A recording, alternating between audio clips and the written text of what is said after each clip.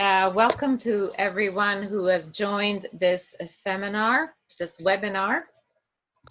I can see already people joining in. We already have almost 80 people.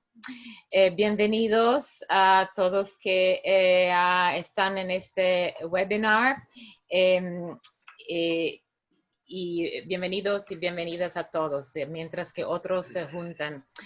Voy a decir unas palabras en inglés y después sigo en español, así que no se vayan y por favor no elijan la traducción en español, porque el webinar va a ser en español, así que no elijan nada en términos de traducción, pero espérenme 2 minutos que digo 2 palabras en inglés. Welcome to everyone. I'm going to say a few words in English and then I will switch over to Spanish. The webinar will be conducted in Spanish with English translation provided by the great Michael Carty. To listen to the webinar in English, please click on the interpretation button that is on the right-hand side of the Zoom control panel, and then choose English. If you do not see the interpretation button, it means that you need to download the latest version of Zoom. And you can do that while we do this little introduction. And those of you who have chosen English will only hear Michael from now on, which will be a lot better than those who will hear me, especially since my Spanish is not perfect. But I will switch now to Spanish, and the reason we're doing it this way is because we only have one translator. And so, but I know I leave you in very good hands because Michael is one of the best interpreters, and he has to interpret what I just said. Entonces, una bienvenida a todos los que participan en este seminario.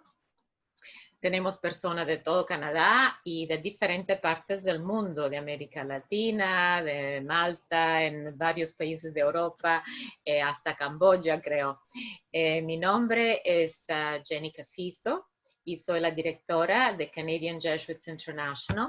Y es un placer darles la bienvenida a este seminario que hemos llamado Un grito de la Amazonia, comunidades indígenas amenazadas por el COVID-19.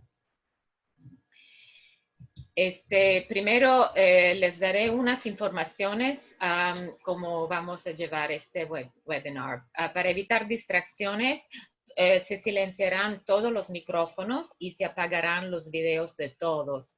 Por favor, verifique que su micrófono esté en silencio. Por favor, pon sus preguntas y comentarios en la sección de preguntas y respuestas y no en el chat. Después te agruparé. Sí. Después agruparemos las preguntas que Anetalia y Alfredo las abordarán hacia el final. La sesión se grabará en ambos idiomas y los que se han registrado recibirán una copia. Quiero señalar que estamos en contacto y conectados con nuestros compañeros en la Amazonía en este momento. Y claro que ya ha habido algunos problemas técnicos ya desde el principio por la misma realidad en que viven. Jenny, yo no escucho por qué. ¿Por qué Anita escucha y yo no escucho que estás hablando? No sé si hay un... Ok, hay que... eso es una voz desde Leticia, de nuestro compañero Valerio. Entonces, por favor, que tengan un poco de paciencia con esto. Pero esa es la realidad. Esto es nuestro segundo seminario web que se centra en el impacto de COVID-19. El primero fue con el padre Narwas de Siria, y hoy para fortalecer la solidaridad con nuestros hermanos y Alfredo hermanas. tampoco me dijo que escucha, yo no te escucho. Y en Italia sí escucha, la única que está escuchando aquí. Ok, Valerio, voy a dejar que Víctor o alguien de mi equipo se trate de arreglar el problema, mientras que yo hago esta introducción. Alguien te va a escribir.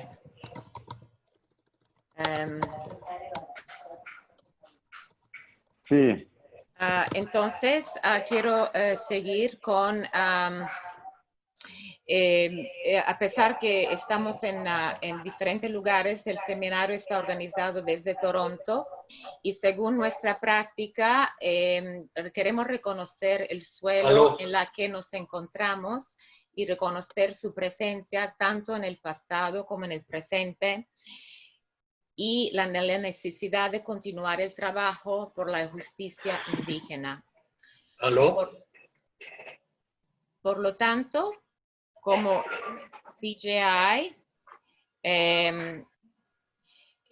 queremos reconocer que el suelo en que nos reunimos es un territorio tradicional de varios pueblos indígenas, incluidos los Mississaugas del Credit, Anishinaabe, Chippewa, Haudenosaunee y los pueblos Wendat. Y ahora es el hogar de muchas comunidades indígenas, Inuit y Métis diversos.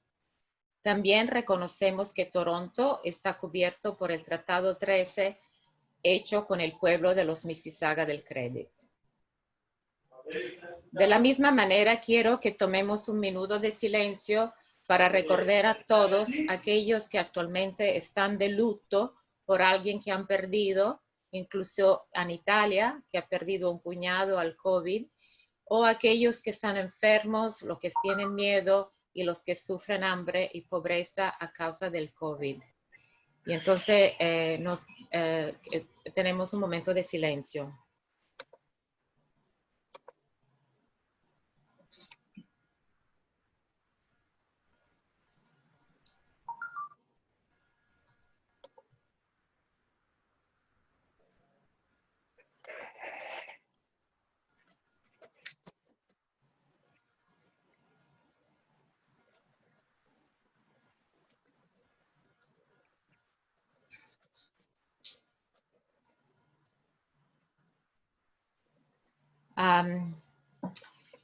Hoy en Italia, Yachi y el padre Alfredo Ferro se unen a nosotros desde Leticia, que es una ciudad en la región amazónica colombiana, que limita con Perú y Brasil. Ambos trabajan y viven en la Amazonía y participan activamente en su defensa. Y primero quiero presentar al padre Alfredo y después de su presentación presentaré a Italia. Y entre tanto rezamos que no haya problemas de conexión. El padre Alfredo Ferro es un jesuita, filósofo, teólogo y sociólogo. Desde 2014 ha sido coordinador del servicio jesuita para la región panamazónica, con sede en Leticia, Colombia, donde se encuentra en este momento, con quien en el momento en que estamos conectados. En 2019 participó en el Sínodo de las Amazonas. Ha trabajado por la justicia socioeconómica en América Latina como director del Instituto Mayor Campesino de Buga, Colombia, IMCA, donde fue promotor social, subdirector, director, y así como con el Programa por la Paz en Bogotá. Y durante 6 años fue el coordinador del apostolado social de la Conferencia de Provinciales Jesuitas en América Latina y el Caribe. Y además quiero añadir que es un grande amigo que he conocido por muchos años y que quien respeto y admiro mucho por su compromiso y por la manera en que nos inspira. Entonces, bienvenido Alfredo y a ti la palabra.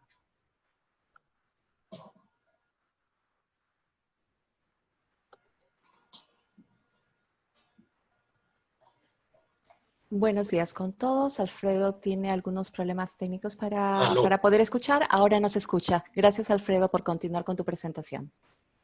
Y puedes encender tu cámara. Necesitamos tu cámara, Alfredo. No sé si ustedes me escuchan. Realmente no sé si me escuchan. Porque yo no estoy escuchando. Sí, te escuchamos. Sí, Alfredo, te escuchamos. Puedes continuar.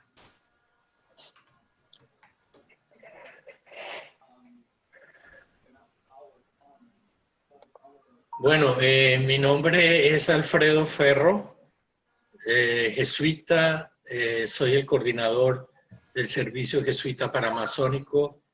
Estoy en Leticia, en la Amazonía, en el sur de Colombia. Un saludo para todos y todas ustedes, les agradecemos inmensamente el que puedan estar aquí. Hemos tenido algunas dificultades por el internet, pero esperamos resolverlos y si me escuchan, pues es básicamente mi presentación. Gracias. Gracias, Alfredo. No sé, Alfredo, antes estábamos conectados, parece que no nos escucha ahora, pero vamos a ver, Alfredo tiene una presentación con diapositivas y vamos a ver si las puede presentar. Si hay un problema, a lo mejor le pediría que empezáramos con Anitalia hasta que Alfredo se conecte. Y Anitalia, ¿tú podrías?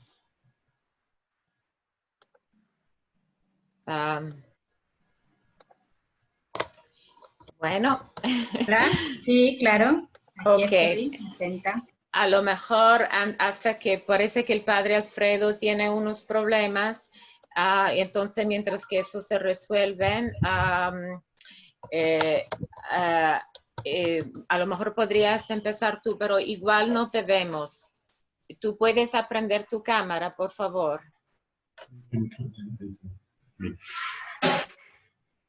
Ah, ya, ahí está.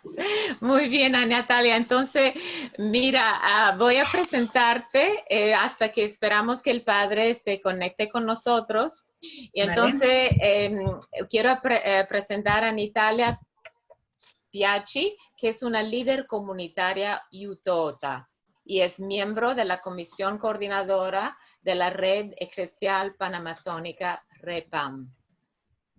Ella participó activamente en el Sínodo del Amazonas.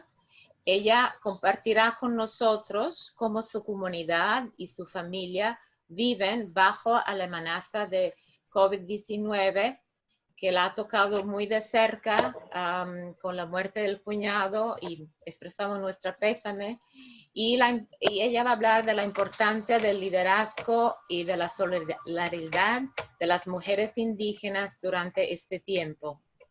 Y entonces sabemos que tú estás viviendo este drama en carne propia y sepas que estamos contigo en este momento. Anitalia, a ti la palabra.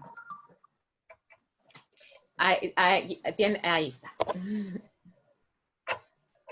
Y quiero señalar que Anitalia viajó hoy día desde su comunidad para llegar en este sitio en Leticia para poder estar en el webinar. Muchas gracias, Anitalia.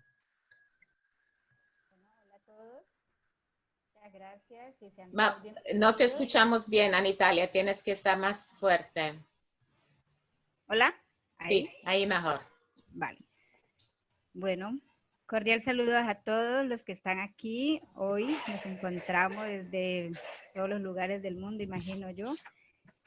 Y nada, este es un espacio muy importante para volvernos a encontrar y conversar alrededor de algo que no lo teníamos planeado, ni pensado ni imaginado frente a una pandemia.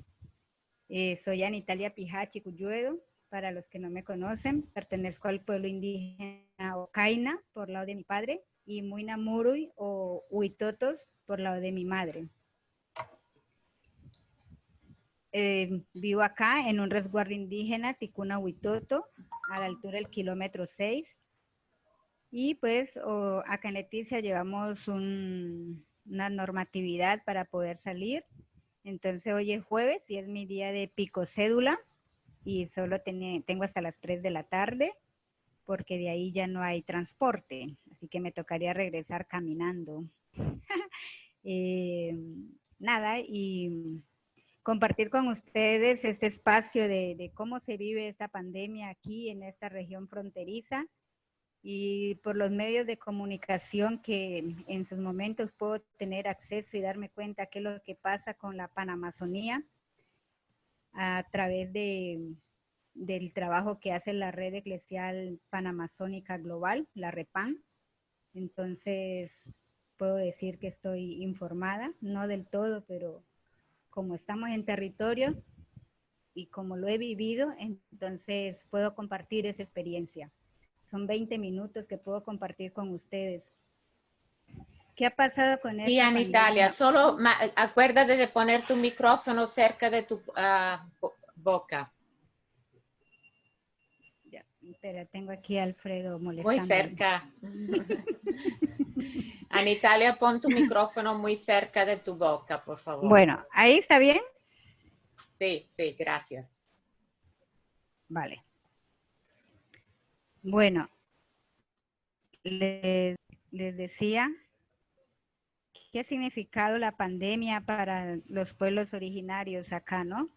Primero, algo que desconocíamos totalmente y luego hicimos memoria de los años de colonización, cuando llegaron a nuestro territorio y trajeron enfermedades que acá no existían, como la gripa, como la malaria, como el sarampión, como la varicela, la viruela, que también esto pues arrasó y acabó con muchos de nuestros pueblos, de nuestros mayores, y con ella pues recordemos todo el tema del caucho, ¿no? ¿Qué ha pasado con la vida en la familia? Uno pues trae a memoria eso de mi padre y de mi madre, pero también el confinamiento significó mucho, la búsqueda de la selva, la relación descomunicada de la familia y de la comunidad. También el afecto, ¿no? El afecto que teníamos con nuestros vecinos al estar muy cerca y tenernos que encerrar en la casa, esto significó mucho. El desconocimiento de la enfermedad ha hecho vulnerable el comportamiento individual, familiar y comunitario, es decir, pues algo que no conocíamos, algo nuevo, y cómo curar. Entonces, así como los médicos occidentales están en la búsqueda, pues nosotros también. Y hemos encontrado algunas. También ha significado el tema de la soberanía alimentaria, la autonomía, de poder comer los que nos gustan, ¿no? Y en este momento también nos hemos dado cuenta que nuestros alimentos ha cambiado y tenemos algunos que hemos adquirido por los años, ¿no? Por todo este tema de colonización y se hace indispensable en la canasta familiar, así nos vayamos lejos a la selva. Al igual que elementos de aseo y medicinas como un acetaminofén, como el alcohol, ¿verdad? Ya que muchos los mayores teníamos que salir a la ciudad en busca de aquello que no produce la selva, como es el jabón o como son los detergentes o como es el arroz o un café, ¿verdad? Esto también ha afectado el sistema de educación escolarizada. Aquí nos dimos cuenta que somos muy vulnerables ante la capacidad de atención por parte del Estado en el derecho primordial a nuestros jóvenes, que es la educación, el derecho a una educación. El tema de la alimentación a nuestros niños también ha cambiado. Esto mucho en los internados, los jóvenes y los niños que van a los internados que existen en las áreas no municipalizadas. El departamento de Amazonas tiene como ciudad Leticia, a su alrededor habemos más de 60 comunidades y dentro del departamento del Amazonas tenemos 7 zonas no municipalizadas que de difícil acceso y que el sistema de educación allá es a través de los internados. estos chicos no solo pierden esos espacios de aprendizaje escolarizada, sino también la alimentación que allí tenían. En tema del territorio, por un lado hemos tenido, y se sabe a nivel mundial, y se ha dado a conocer las invasiones foráneas con mucho más rigor, y esta pandemia nos hace a nosotros escondernos, pero los foráneos y los colonizadores y los terratenientes, pues para ellos la pandemia no pasa nada, ¿no? Ellos colonizan y atropellan nuestro territorio, invaden nuestro espacio territorial, y eso se vive aquí en zona de frontera. En este caso mi comunidad lleva un tema de invasión de familias desplazadas por las diversas violencias que vive en la Amazonía, ¿no? Violencias sistemáticas que no han dejado de estar, pero que hoy se vive con más fuerza, ¿no?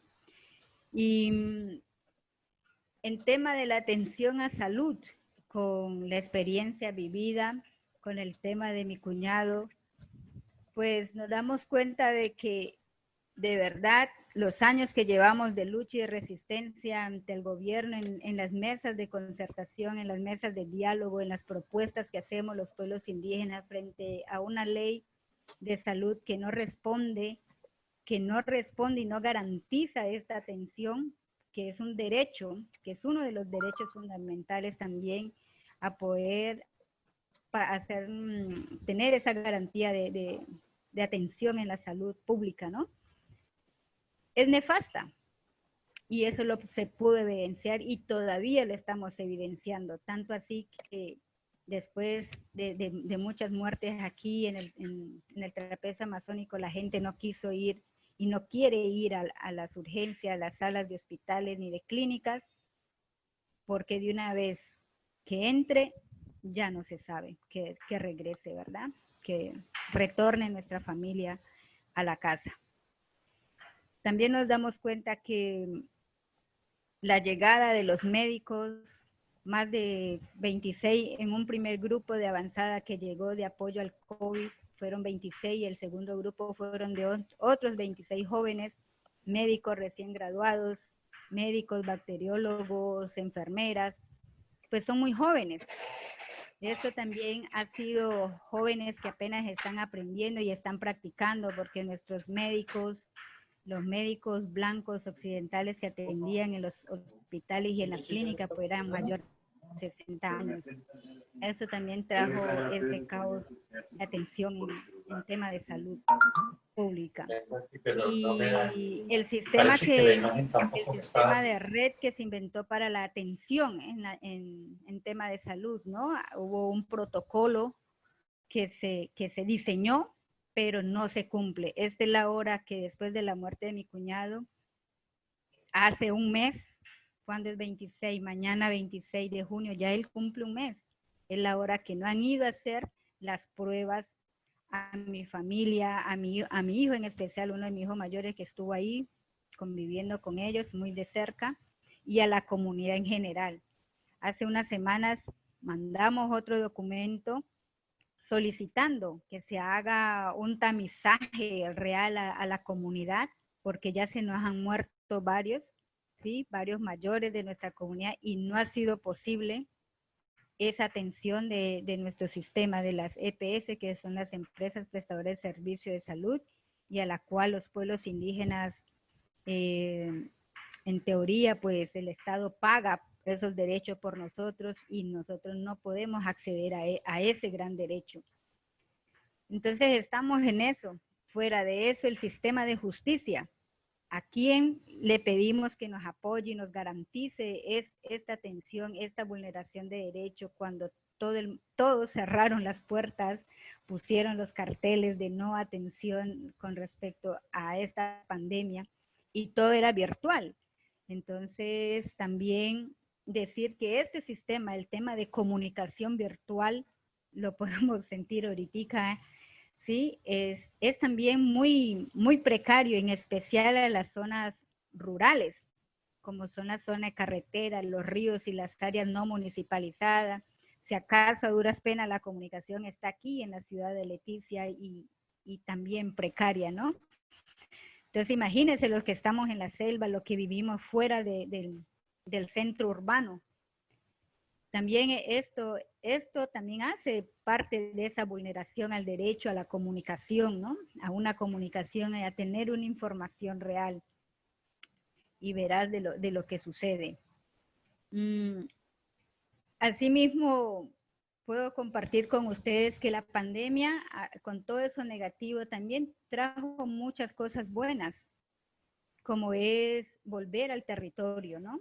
Muchos de la gente que salieron del territorio a la ciudad a buscar mejores condiciones de vida, entre comillas, porque así pues nos venden, ¿no? Así es la imagen que nos venden, que la ciudad se vive mejor, que en la ciudad, el que vive en la ciudad vive bien, ¿no?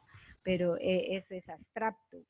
Entonces muchas de estas familias pues que quedaron sin empleo, porque para vivir en la ciudad hay que tener un empleo, ganarse un dinero para poder comer, en especial comer, ¿no? Podemos tener, nos puede faltar ropa, nos puede faltar el zapato, pero la comida no puede faltar nunca en ninguno de los estratos sociales.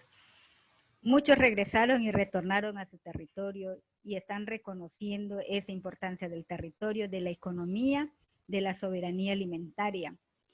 En especial, estas políticas o estos proyectos que llegan a nuestro territorio, como el tema de monocultivos, como el tema de un turismo, ¿sí?, sustentable, y resulta que aquí se dio cuenta que el turismo no es el camino para fortalecer la identidad cultural de un pueblo.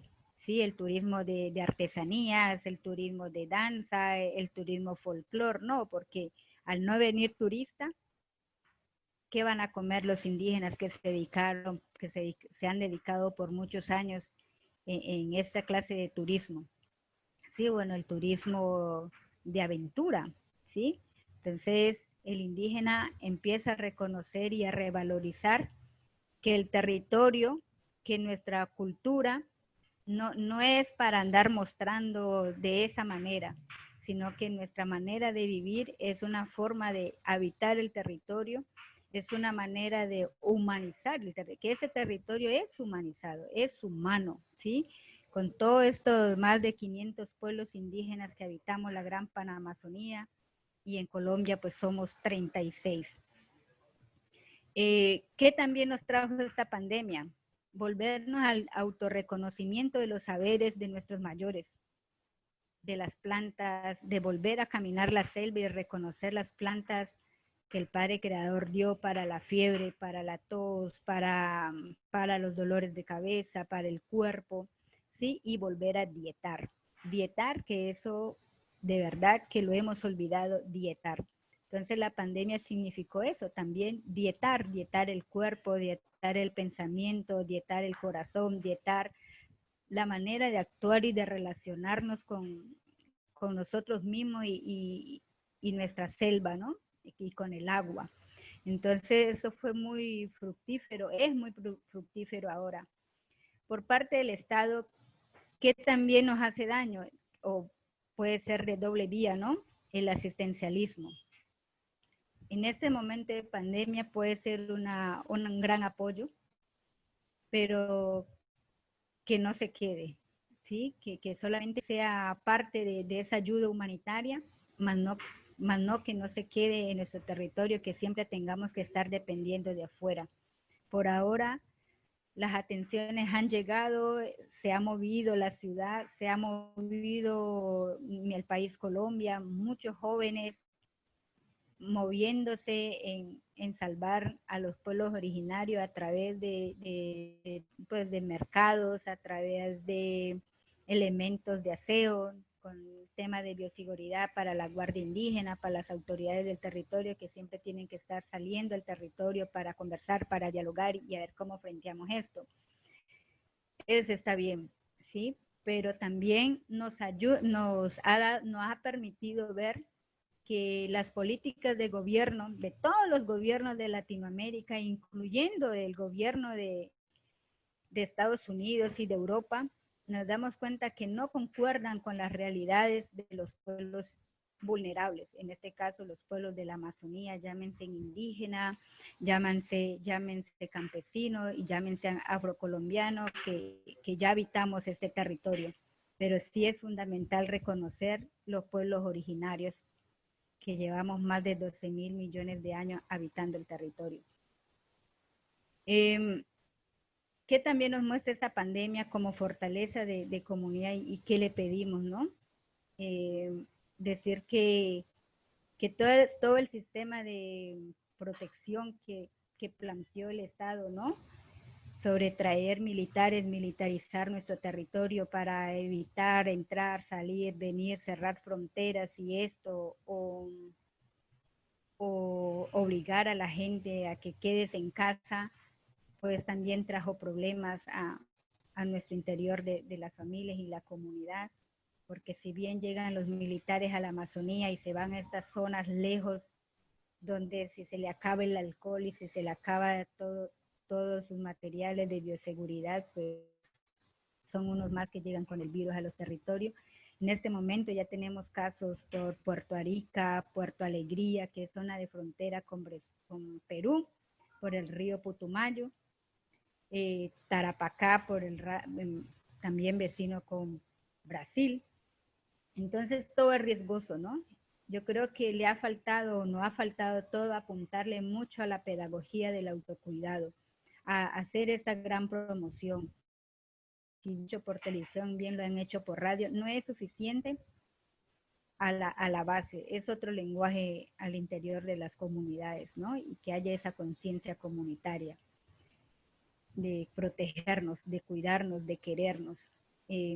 También hemos visto que ahora 2 meses y largos que ha pasado desde marzo, hemos visto mucho debilidad, ¿no? Que estos son los que más han caído con esta enfermedad, de los abuelos, ¿sí? Si bien ya no podemos, sobre todo los que vivimos muy cerca de la ciudad de Leticia, como el caso de mi comunidad, que está a 15 minutos de la ciudad en un colectivo, ¿sí? Entonces nuestros mayores tienen que ser más cuidados. Mejor cuidado y garantizarles su alimentación, que ayuden a mejorar su sistema inmunológico, como los niños también.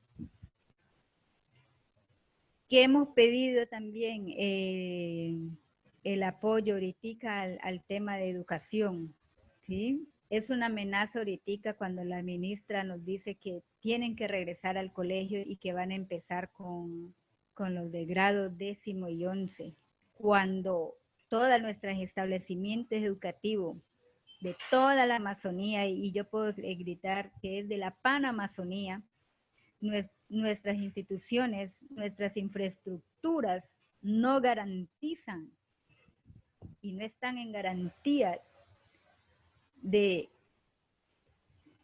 podernos proteger la vida de nuestros niños y niñas que regresan al colegio. Ninguno tiene agua potable. En un salón hay más de 40, 50 niños.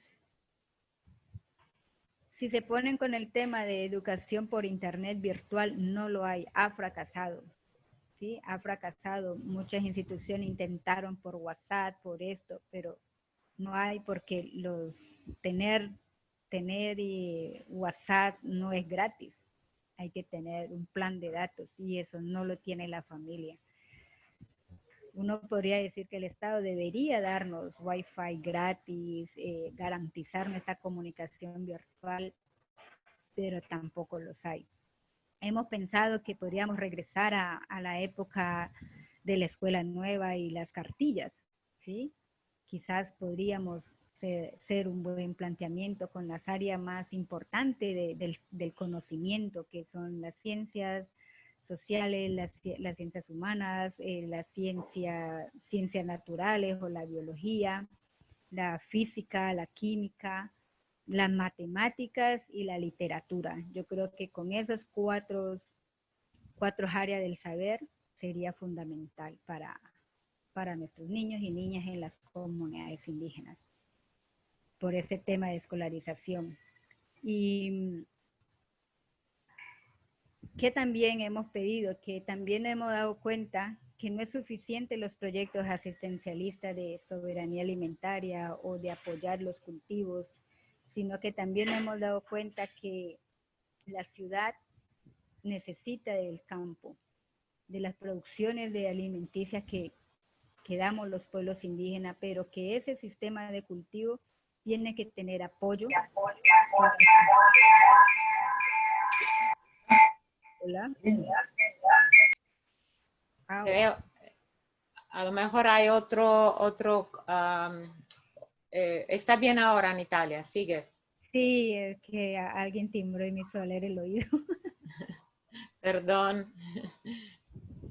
Bueno, entonces el apoyo a estos procesos de producción agrícola propia, ¿no? A este sistema de economía propio también, que también no me he dado cuenta que ha sido muy desvalorizada, porque los cultivos, los alimentos producidos por las mujeres, por la familia en la chagra, pues no tiene buen precio, ¿no? No es bien pagado y sabiendo que todo es biológico, ¿sí? Entonces, eso también nos damos cuenta que todavía siguen llegando los productos de afuera del interior a los supermercados de aquí de Leticia, ¿no?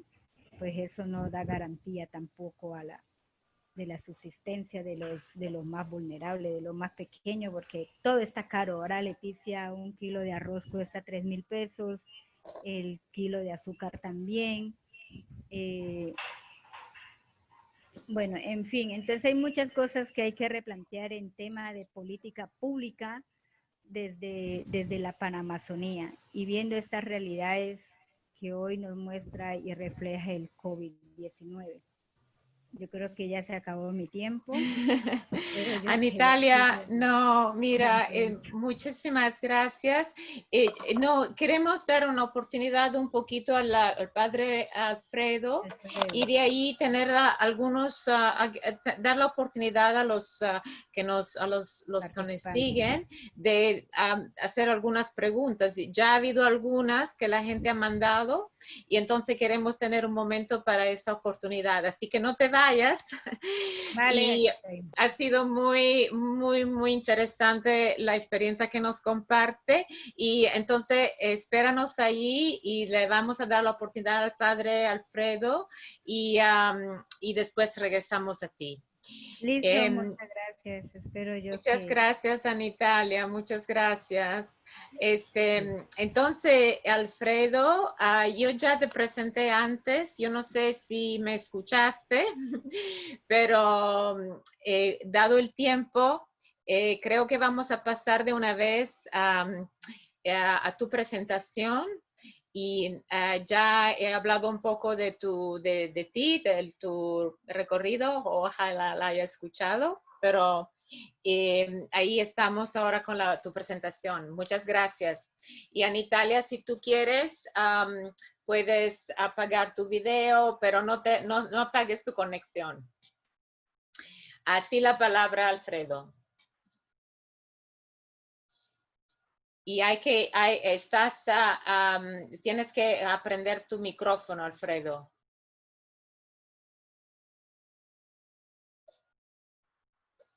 No te escuchamos, ahí está. ¿Me escuchan? Yo soy... Sí. ¿Me escuchan? Sí, sí, sí. Bueno, muy bien. Pues agradecerles de nuevo. He tenido algunas dificultades aquí en la conexión, pero me alegra poder estar con ustedes y poder compartir. Yo quisiera presentar un PowerPoint que hemos preparado para esta presentación. Hubiéramos querido hacerlo inicialmente, pero me pareció muy bien también que Anitalia hubiera introducido este conversatorio, este diálogo con su experiencia desde ella, desde su familia, de sus comunidades. Y lo que yo voy a hacer es fundamentalmente dar una visión general y ubicar un poco la realidad que estamos viviendo. Por eso lo hemos llamado una voz desde la Amazonía. Voy a ir diciendo siguiente porque no tengo la posibilidad de manejar el PowerPoint. Por favor, la siguiente. Lo que yo quisiera colocar en esta conversación es poder no solo compartir con ustedes dónde estamos, sino también quiénes somos, cuál es la coyuntura, diríamos, que tenemos en este momento y algunas reflexiones sobre lo que nos dice el COVID-19 a partir de ese contexto y de esta realidad. Por favor, si me pueden pasar la siguiente diapositiva. No sé si no veo la siguiente diapositiva, por favor. Lo estamos arreglando, Alfredo. Ok. Bueno, mientras arreglan, pues yo fundamentalmente quiero hablarles un poco, sobre todo para quien no conoce mucho la Amazonía, de este territorio, de lo que de alguna manera es la problemática, los desafíos de este territorio, pero cómo este territorio pues está profundamente amenazado, y más aún amenazado en este momento de pandemia. Y por eso pues hemos preparado alguna información básica que nos ayuda, diríamos, a comprender un poco mejor esta realidad y poder encontrarnos con ella. Aquí tenemos la segunda diapositiva en la imagen, que espero que ustedes la estén viendo, donde están los elementos que voy a desarrollar. Si quieren podemos seguir. Aquí tenemos un mapa de toda la Amazonía, y es muy interesante constatar que la Amazonía la componen 9 países. Naturalmente Brasil tiene un porcentaje mucho mayor, pero muchos de nuestros países, por ejemplo en concreto Colombia, tiene prácticamente la mitad de su territorio es amazónico, o sea, son 7 millones de kilómetros cuadrados. Hay muchas Amazonías y muy diversas. Siguiente, por favor. En esta siguiente diapositiva, lo que yo quiero mostrar es un poco la realidad actual, mostrando cómo en este territorio pues tenemos gran parte de la población es urbana. El 70% de la población es urbana y solo un 30% es rural. Eso quiere decir que la problemática también es urbana, no solo de las selvas, pero que en este continente y sobre todo en esta gran Panamazonía, pues lo que está muy presente es un modelo extractivista a partir de la extracción de minerales, de hidroeléctricas, todo el tema del petróleo, el gas, las carreteras, la tala de bosques indiscriminada, y que todo eso ha tenido efectos en el cambio climático del cual hablamos tanto. Por favor, la siguiente. En la siguiente diapositiva, en donde podemos ver un poco sobre la realidad actual y sobre esta problemática, vemos que es la Amazonía un espacio estratégico, fundamental, en temas de bosques, en temas de agua, sobre todo, y que, como se dice, ha pasado de ser el patio trasero de todos nuestros países para ser la plaza central, codiciada por muchas empresas y por muchos intereses económicos. Pero al mismo tiempo es muy importante decir que la Panamazonía tiene una gran riqueza biológica, una gran diversidad y sobre todo una gran diversidad humana y cultural. Siguiente, por favor.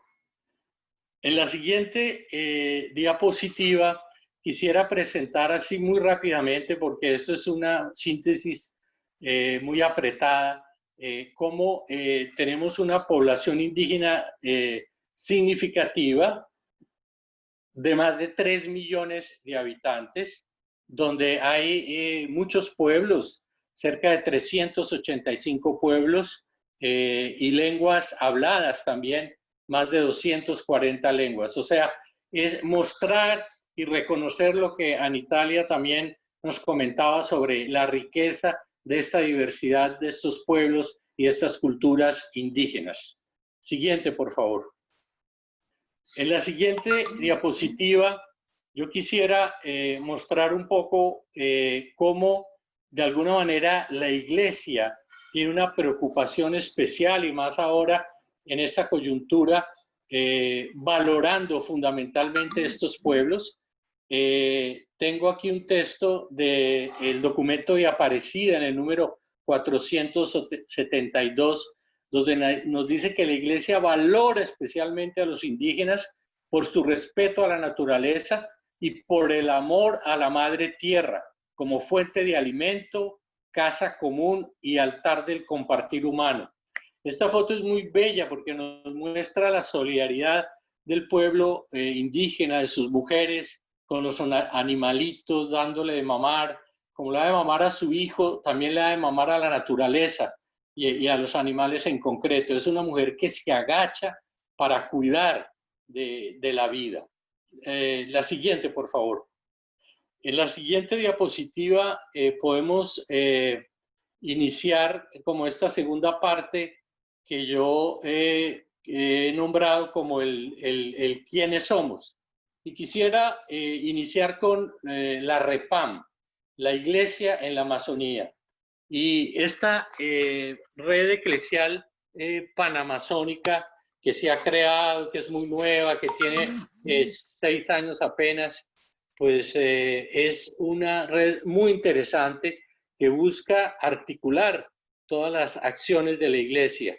Es una red que de alguna manera quiere estar al servicio del reino y que construye lazos y vínculos para realizar mucho mejor la misión que tenemos. Es una red que rompe fronteras. Por favor, la próxima diapositiva. Esta próxima diapositiva yo creo que nos muestra, así muy en síntesis, lo que es esta red que se ha creado, que ha sido tan importante, diríamos, para toda la preparación del Sínodo Amazónico, mostrando cómo su misión fundamental es potenciar de manera articulada la acción que realiza la Iglesia en territorio panamazónico. Siguiente, por favor. Hay un dibujo de una estrella que nos puede mostrar y referir en esta diapositiva siguiente que vamos a colocar lo que es esa red compuesta por 9 países, donde es una red que presta un servicio a toda la Iglesia panamazónica, a todos nosotros como Iglesia, y tiene como núcleo central los pueblos indígenas, su espiritualidad, su cosmovisión, de ahí nos alimentamos, pero por otro lado tiene algunos ejes fundamentales que trabaja y desarrolla, como el tema de derechos humanos, el tema de las fronteras, el tema de las alternativas al desarrollo, el tema de la formación y de los métodos pastorales, y también tiene unos servicios a través de las redes internacionales, a través de la comunicación y a través, diríamos, de todo lo que ayuda para esa interrelación y ese vínculo, ¿no? Que nos parece que es fundamental. Es una red que, como decía, prestó un servicio muy importante en la preparación del sínodo y que va fortaleciendo como esas alianzas entre todos los países en función y en la misión que tenemos en el territorio. Sí, por favor, la siguiente. En la siguiente diapositiva ya, dejando un poco la REPAM, pero viendo fundamentalmente la coyuntura eclesial, es muy importante tener una mirada global de toda esta realidad. Y yo creo que desde la Iglesia hay 3 documentos fundamentales, inspiradores para nuestra misión. Primero, la encíclica Laudato Si, que tiene su eje central en la ecología integral y, como el Papa la ha llamado, el cuidado de la casa común, que es fuente de inspiración y sobre todo en esa búsqueda de conversión. El sínodo amazónico que se realizó a final de octubre, donde estuvimos en Italia y yo también, y donde hubo un grupo de personas muy valioso que planteó y se preguntó cuáles eran esos nuevos caminos para la iglesia. Hay un documento final que nos invita a una conversión pastoral, a una conversión ecológica, a una conversión cultural y a una conversión sinodal. Caminar como iglesia, caminar juntos. Y por último, la exhortación apostólica del Papa Francisco, querida Amazonía, donde el Papa refuerza, diríamos, todo el documento del sínodo, pero al mismo tiempo coloca lo que son los sueños y las esperanzas a esos niveles y a partir de esas conversiones.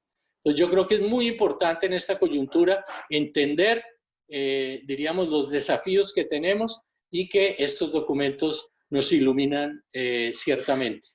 Podemos continuar con la otra diapositiva. Voy a entrar un poco más a la realidad de la Compañía de Jesús y en la próxima diapositiva voy a presentar un poco un mapa que realmente es muy interesante. Es un mapa que realizó, aquí lo tenemos, que realizó el padre Samuel Fritz. Nuestra comunidad jesuítica se llama así en honor de él, y que a finales del siglo XVII, comienzos del siglo XVIII, fue capaz de hacer este mapa. Es algo increíble, cuando en ese momento no había GPS, cuando no había satélites, no había nada. Un hombre que recorrió estos ríos y fundamentalmente el río Amazonas y se atrevió a hacer este mapa maravilloso que nos presenta toda esa realidad de este río espectacular que riega todo este territorio y la Amazonía. Y por eso yo titulé, vamos a retomar las huellas, vamos a retomar las raíces también de esa presencia de la Compañía de Jesús y de todos los misioneros que llegaron a estos territorios y que entregaron su vida y que murieron aquí y que se entregaron a los pueblos indígenas, con luces y sombras, pero que son realmente para nosotros algo fundamental para retomar y reivindicar. Por favor, si podemos seguir. La siguiente diapositiva tiene que ver un poco también con la Compañía de Jesús y con su presencia en la Compañía de Jesús. Es este mapa. No voy a detallarlo porque no tengo tiempo, pero ustedes ven ahí, hay unos pequeños títulos en amarillo, donde ahí estamos. Hay una presencia en el Brasil, en el Perú, en Bolivia, en Venezuela, en la Guyana. Nosotros aquí en el sur de Colombia, diríamos, presencias de comunidades jesuitas y obras. Somos más o menos unos 72 jesuitas y un grupo significativo y numeroso también de laicos y laicas que están en nuestras obras. Pero es muy importante tener en cuenta no solo esa presencia, sino también la presencia en otros países o en estos mismos países de Fe Alegría, por ejemplo, que tenemos más de 145 centros educativos en la Amazonía y tenemos un proyecto con Fe Alegría en ese sentido, y me parece muy importante también ver tener esa mirada y ese panorama amplio de nuestra presencia en la Amazonía. Si quiere podemos continuar.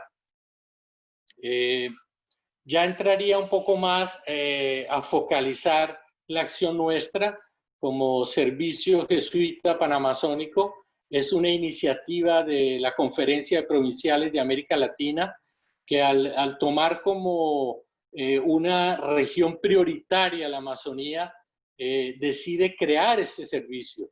Crear un servicio en el que estamos nosotros, somos 3 jesuitas que estamos aquí en la frontera Perú, Colombia, Brasil, y de alguna manera es una forma concreta de asumir, digamos, ese compromiso.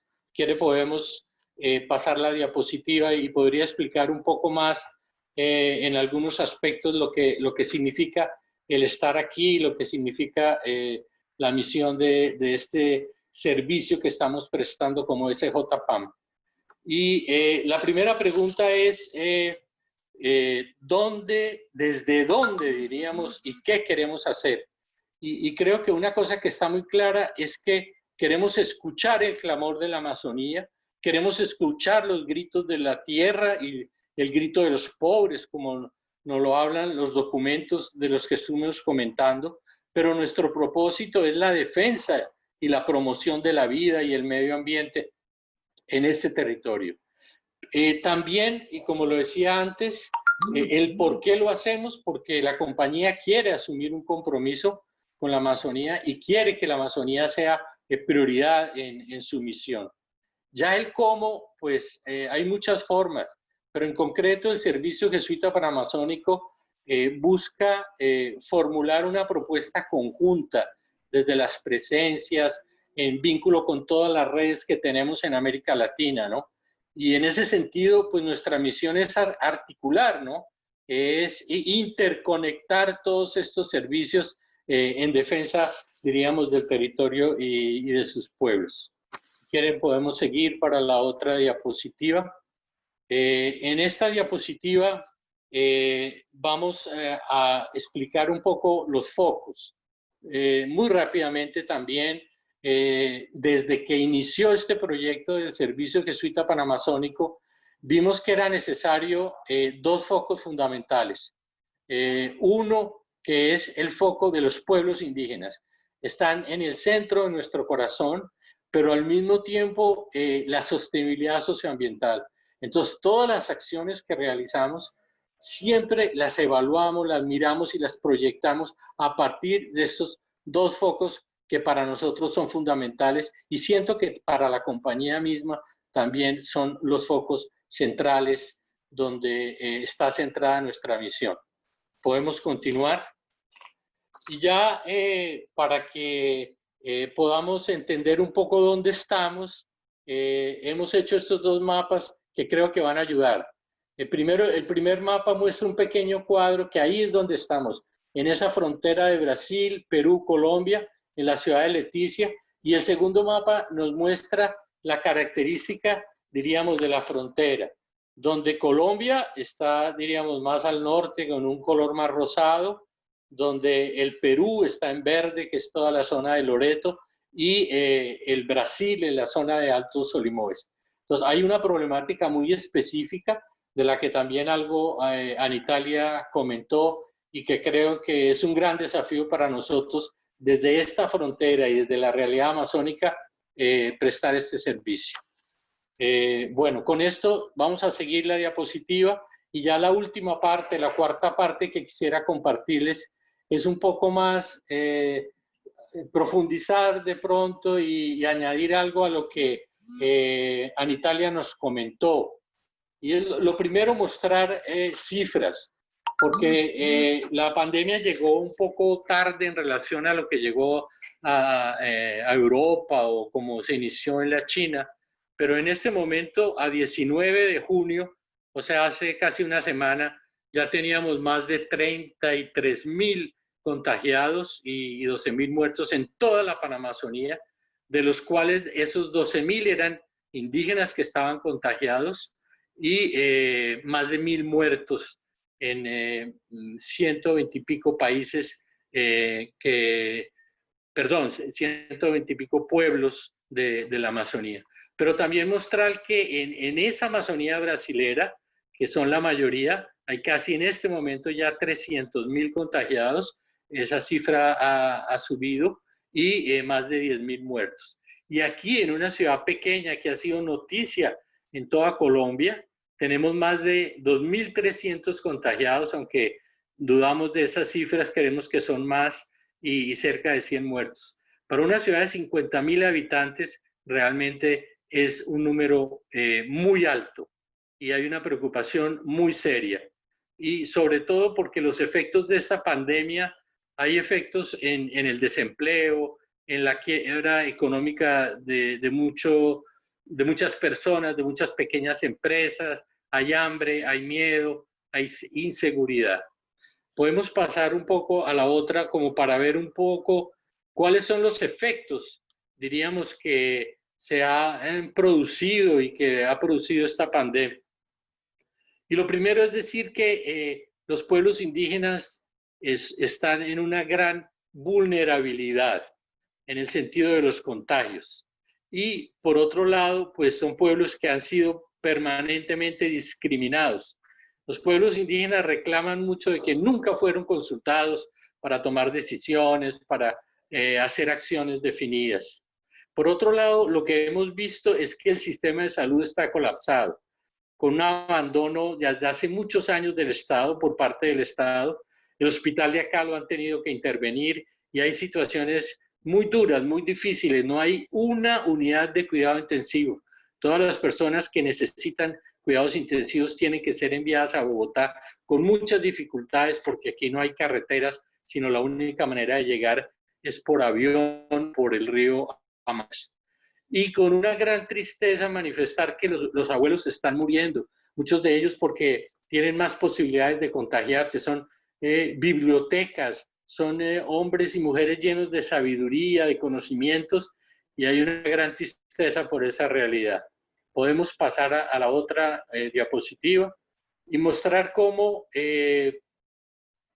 las comunidades que, por ejemplo, algunas comunidades indígenas que han estado dedicadas al turismo o al comercio o a la artesanía, porque han sido varias, pues están en una situación muy precaria porque el turismo está completamente parado, hay muchas dificultades en el comercio y en la forma de comercializar los productos aquí y también los mismos artesanos.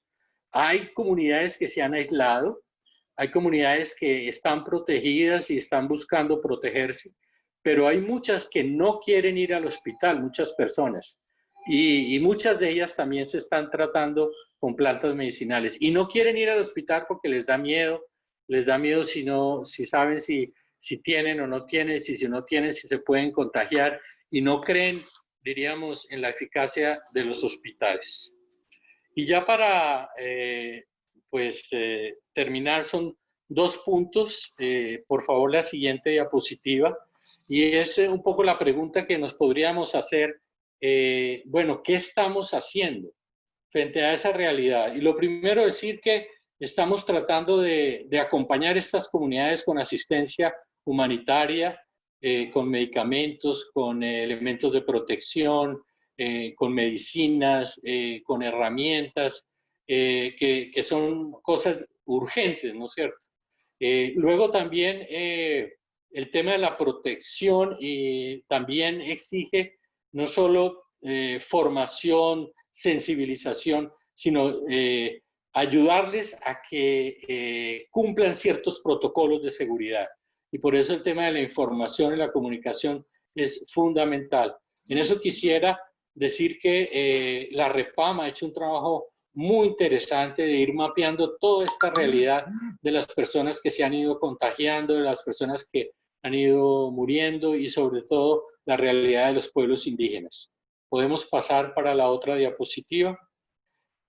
En la otra diapositiva, complementando eso, ¿qué estamos haciendo? Pues también vemos que necesitamos hacer incidencia política, advocacy, o sea, cómo frente a las autoridades gubernamentales o municipales podemos incidir y nacionales también para la manera que ellos enfrentan, diríamos, esta pandemia, porque sentimos que hay acciones muchas veces equivocadas.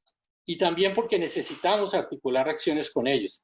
Y no solo con ellos, sino también con la iglesia en general, con ONGs, con la red de la sociedad civil en general, para poder prestar un mejor servicio. Aquí se ha creado una red muy interesante donde se van comunicando un poco no solo las necesidades, sino también las respuestas a esas necesidades.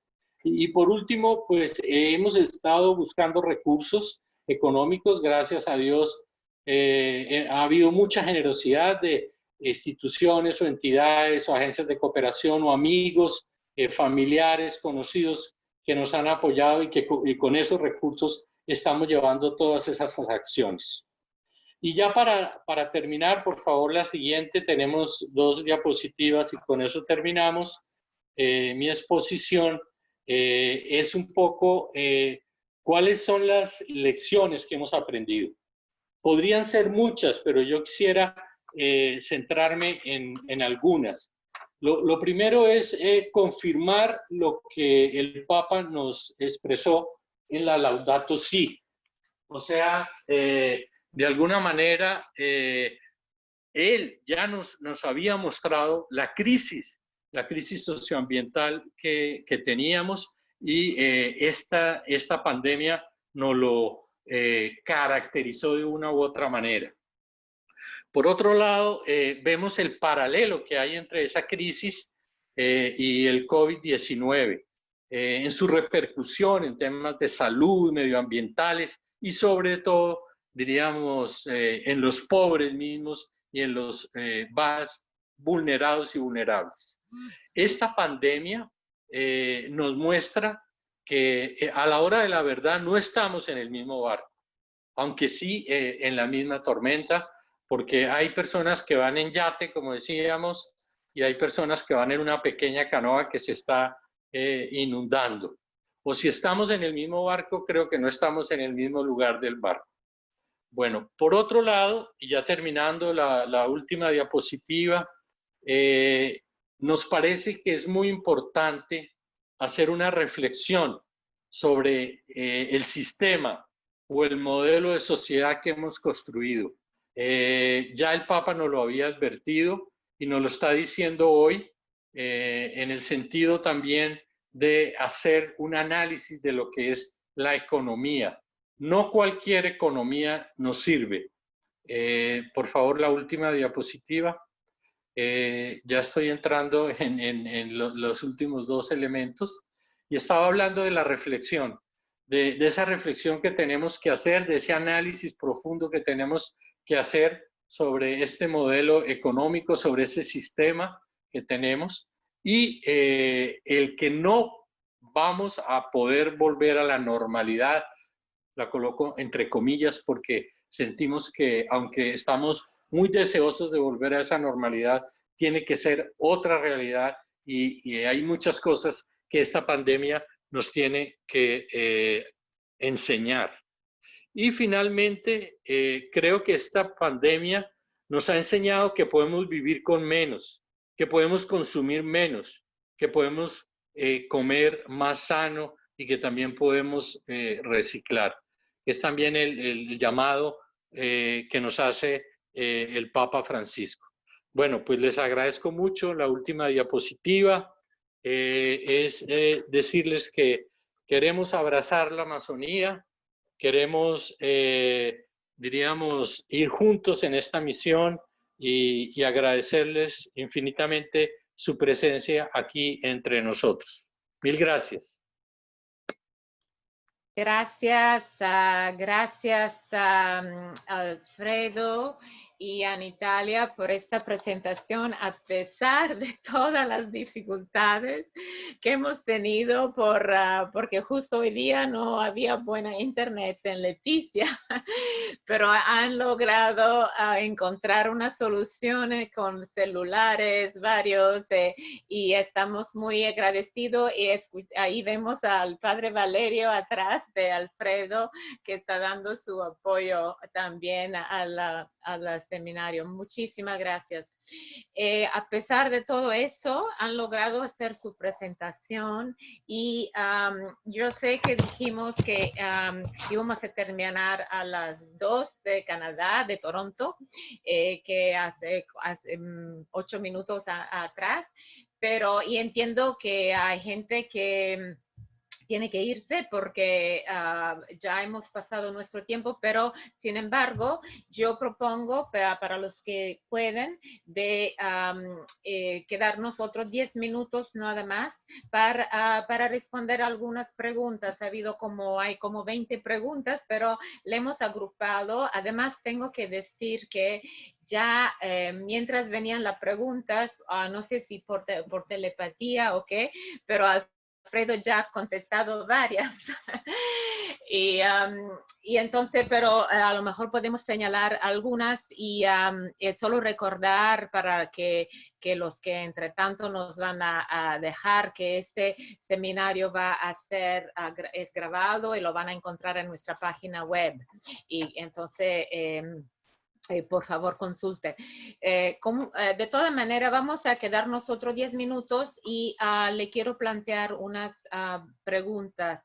Una serie de preguntas tiene que ver específicamente con lo de COVID y el otro tiene que, otra serie más con todo el sistema, la situación y la resistencia de los pueblos indígenas y cómo podemos aportar.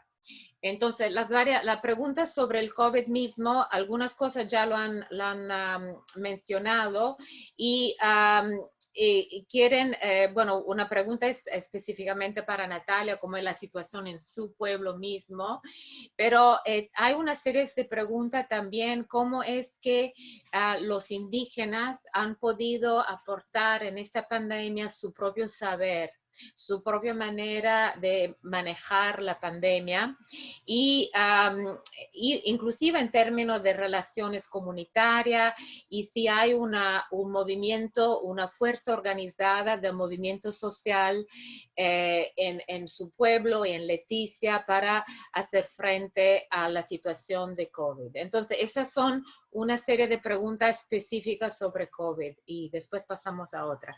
Yo no sé cuál de los dos quiere responder, a lo mejor sea Alfredo que Anitalia pueden aprender su video y si quieren hacer un comentario sobre estas. Yo le daría la palabra a Natalia y yo puedo complementar algo. Ok.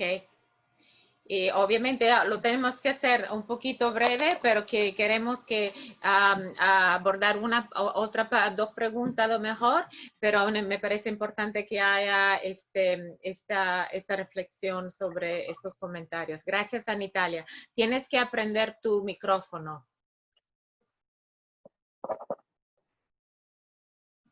No te escuchamos. Ya, Jenny, vale. Ya.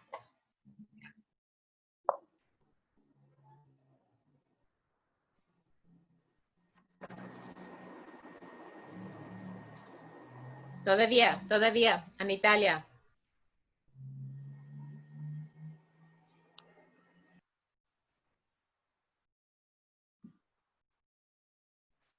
A ver, Anitalia, a ver si te escuchamos. Ya. Ok. ¿Puedes hablar? No la escuchamos. No te escuchamos, Anitalia.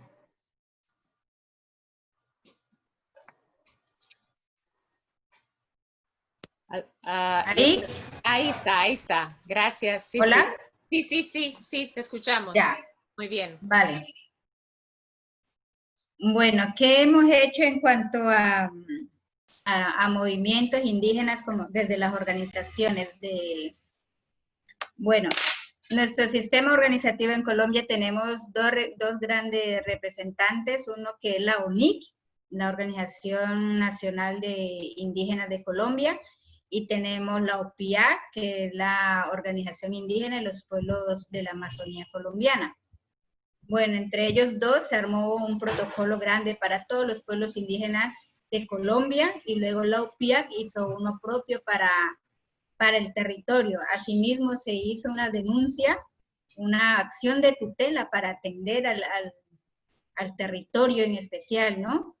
Bueno, se movilizaron grandes cosas y hay que resaltar aquí es todo el apoyo nacional de Colombia y apoyos internacionales, porque tuvimos la visita también de la UNICEF, tuvimos la visita de la OIM, sí que de la Comisión de Derechos Humanos también a mirar esta realidad crítica de la Amazonía. Tuvimos los noticieros más pudientes de Colombia, como es Caracol, RCN, Señal Colombia, estuvieron muy atentos dando a conocer lo que se vivía y se vive en la Amazonía todavía.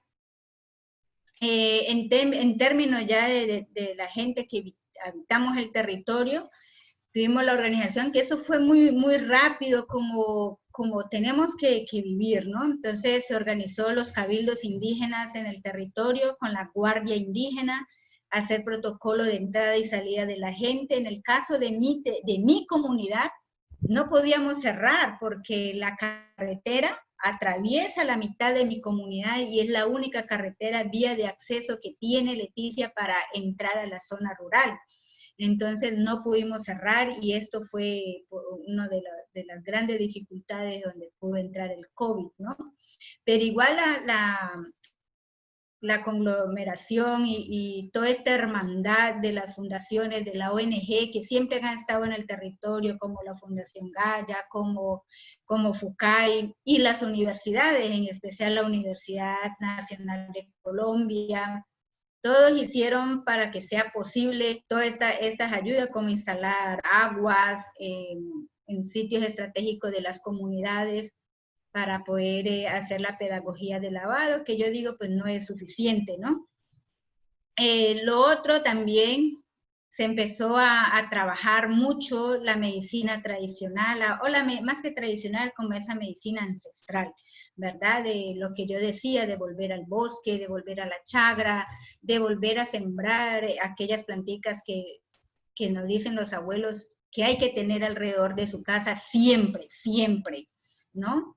Y hacer las bebidas. Entonces, por ejemplo, puedo nombrar a Betty Sousa, que es indígena, es médica tradicional, fuera de eso es enfermera de profesión, su labor comunitaria en las comunidades, en bicicleta, atenta, ¿sí? Hizo posible también la atención a muchos niños, mujeres, que como decía el padre Alfredo, de verdad, nosotros en caso de mi familia, después del fallecimiento de mi cuñado, no quisimos saber de hospital, ni de clínica, ni de nada. Lo único que queríamos era, como vengan, tómenos la muestra y nos hacemos el tratamiento en casa, ¿saben? Bueno, eso.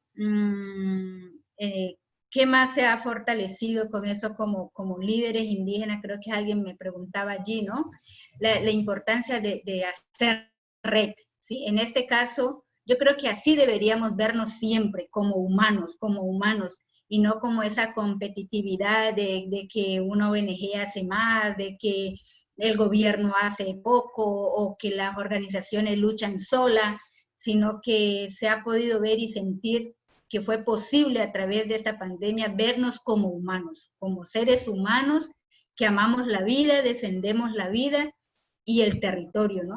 Yo creo que eso ha sido fundamental en este espacio de pandemia, que todavía sigue siendo difícil. No sé si algo se me queda por fuera, pregunten. Perdón. Muchas gracias, Ana Italia. No sé si Alfredo quería añadir algo. Sí, yo simplemente me parece muy buena la respuesta de Ana Italia. Creo que nos dio un panorama general. Creo que hay un punto fundamental y es que las organizaciones y las comunidades son las protagonistas. Toda la asistencia comunitaria se ha hecho a través de ellos y me parece que eso es fundamental. Son ellos los que tienen que decidir. Hace poco tuvimos un diálogo muy interesante preguntándoles, bueno, ¿cuáles son las urgencias? Y sobre todo mirando en un horizonte más allá de la emergencia. Y creo que ellos lo están haciendo con todo el tema de seguridad y soberanía alimentaria. Solo quisiera agregar eso. Bueno, y que otra cosa que es bien importante, lo que decía en Italia al final, estamos haciendo articulaciones.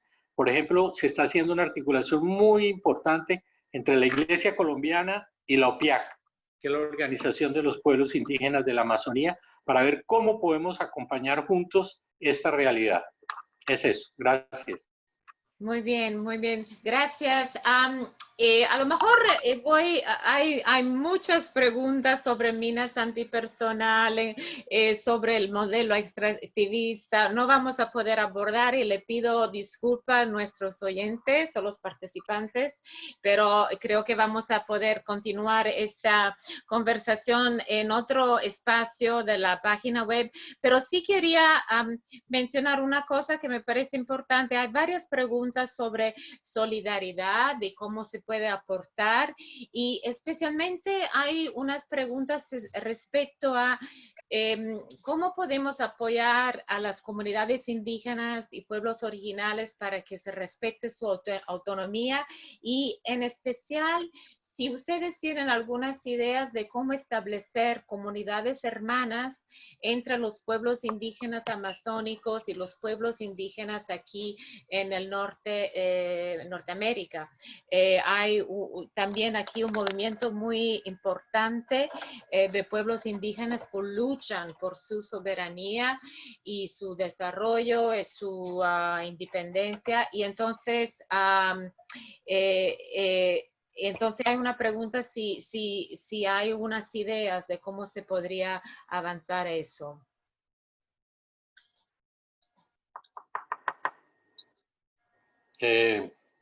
Bueno, si quiere comienzo yo y termina en Italia simplemente con una idea, y es que yo pienso que desde fuera es muy importante hacer presión a los gobiernos, sobre todo a los gobiernos que están atropellando los derechos de las comunidades indígenas. Un caso muy específico es Brasil. Brasil realmente está en una situación muy difícil, muy precaria en relación a la manera como se ha manejado no solo la pandemia, sino la manera como se están tratando en esta pandemia a los pueblos indígenas en sus reivindicaciones por territorio, en su lucha por sus derechos. Entonces yo creo que ahí hay algo muy importante y algo que ustedes también conocen allá en Canadá y que creo que es fundamental en este sentido, es el denunciar empresas multinacionales canadienses, mineras, diríamos, que están haciendo desastres en este territorio. Y sabemos que ustedes son muy solidarios con nosotros en eso, pero que hay que abrir los ojos frente a esa realidad.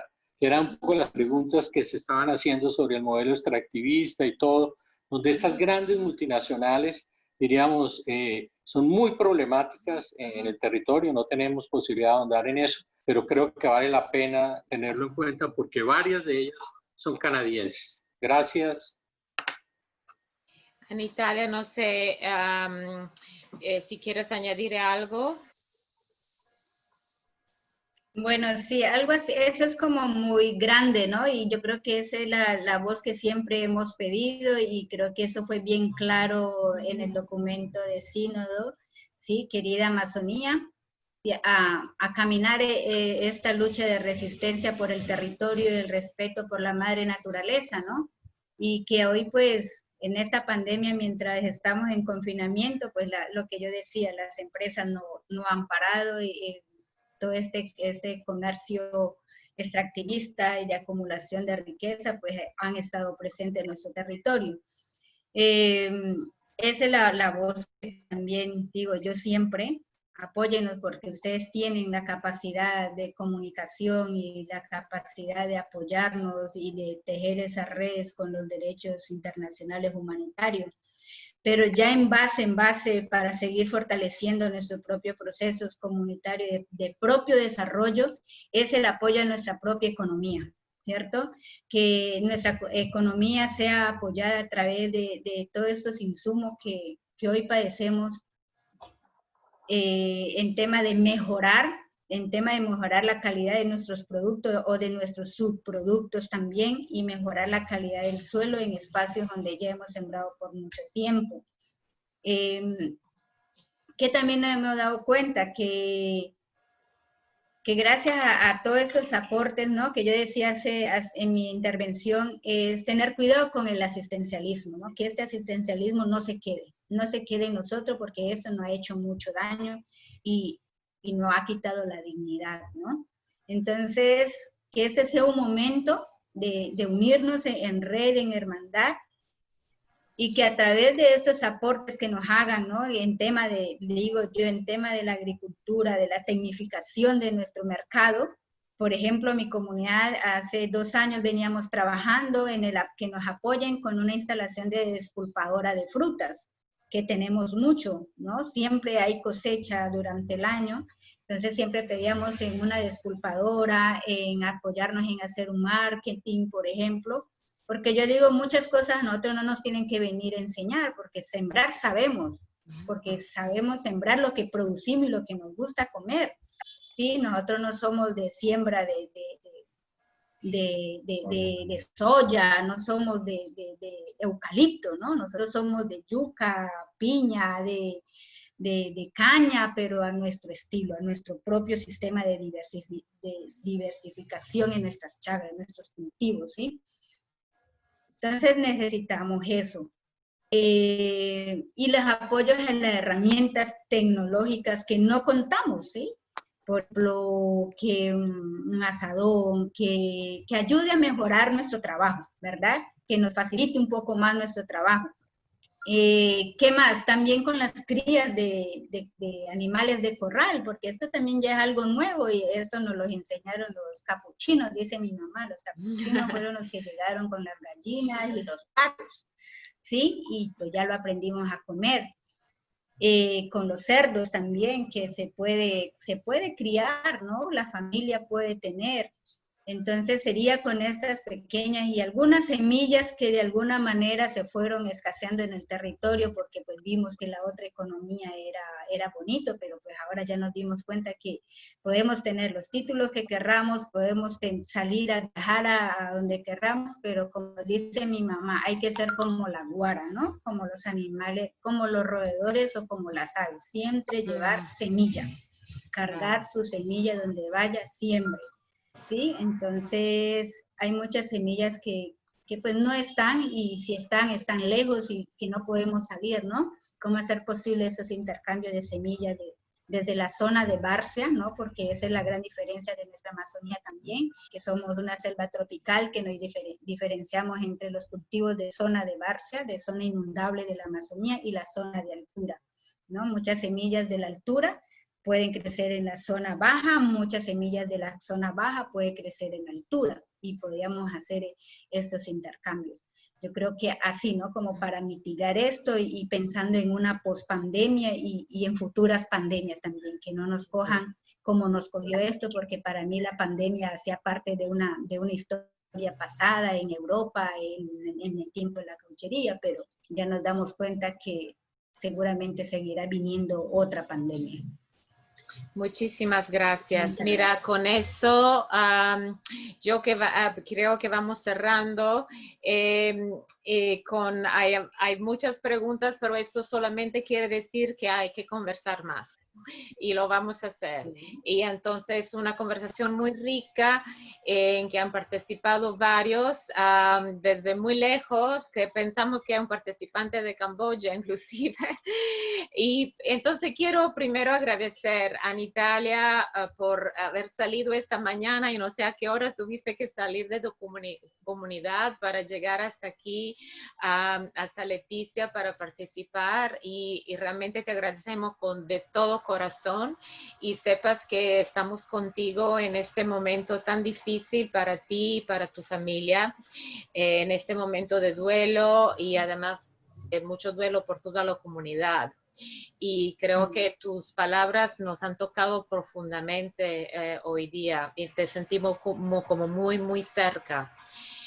También un agradecimiento al Padre Alfredo, un grande amigo desde muchos años, para estar con nosotros a pesar de todas las dificultades, inclusive técnicas, que hemos tenido, pero a mí me parece increíble que lo hemos logrado de aquí hasta Leticia, y yo sé que está viviendo muy de cerca la pandemia, y entonces le agradecemos su testimonio de vida y su compromiso, y los esperamos en Canadá cuando termine esto, para que nos cuenten así en voz viva.